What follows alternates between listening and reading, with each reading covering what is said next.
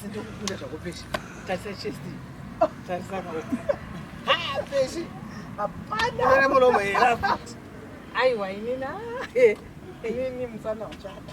Aiwa pesha usatira msana. Asa wakuta zvelavu. Ndezve business ka izvi. The strong one. Hey boys.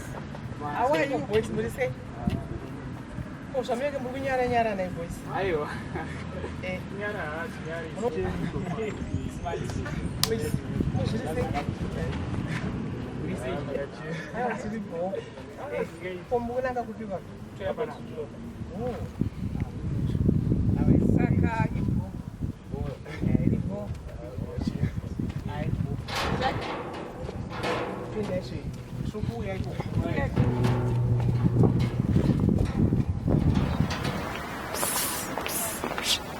Dave, shika pano atoni. Yeso na mama. Ai wana mama veshiko uya pani. Uya pano shika pano roommate. Uya kanisa. Uri kuchikani ku? Makadi. Ai wasvika padhuze.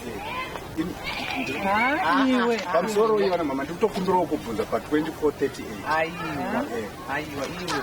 Chikoka kana chikoka. Okay. Ausikola simbi. Simbi kai. Ausikola.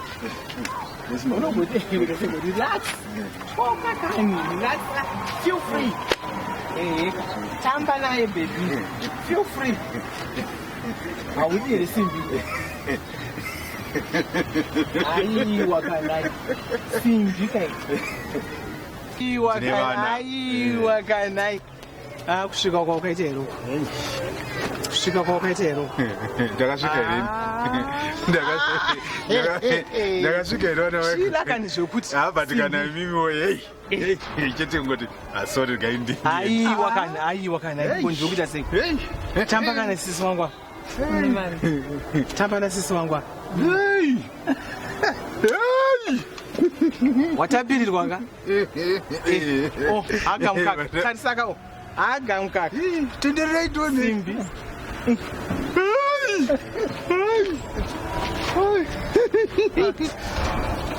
Alright. Vana mai guru. Ndokumbira ndozo kuonenda kudza. Azviba.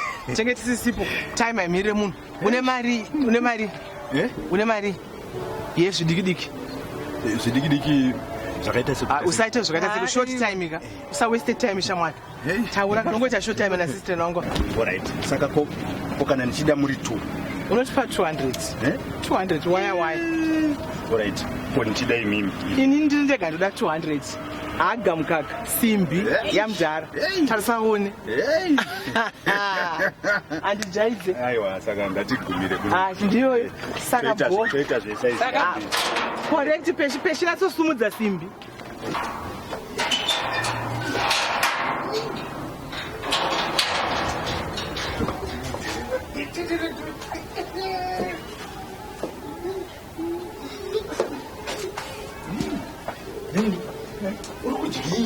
Chico de uno de carro.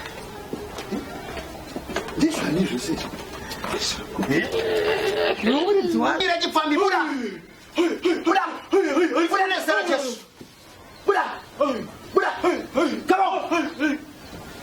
on. I cast you in the name of Jesus. Hey, next. Next week. Who's next week? Hey, now. Aiwa, iwe. Batsira vanhu varume vaprofeti.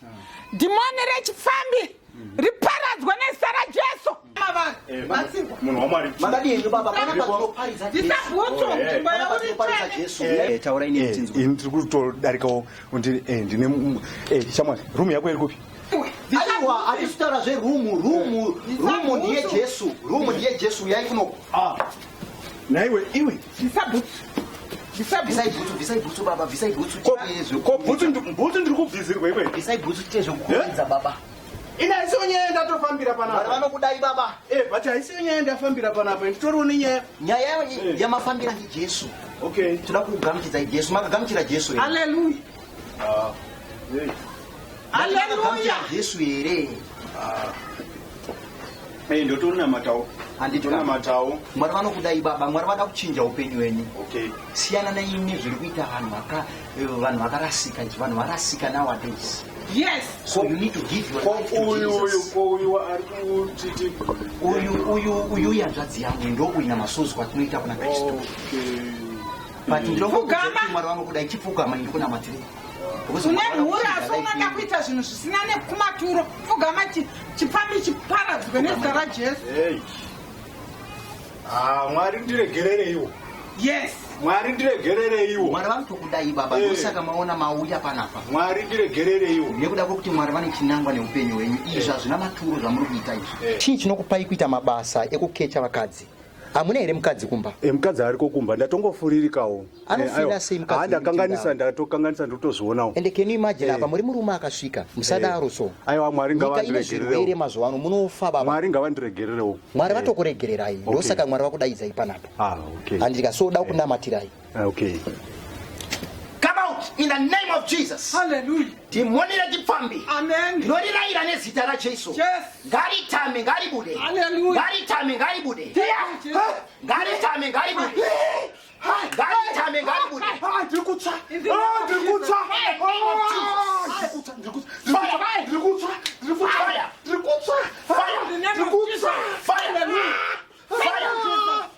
Dhimoni wajaira iwewe. Dhimoni wajaira iwewe. In the name of Jesus. Hallelujah. Unaza chose. Unaza chose. Unaza chose. I set you free.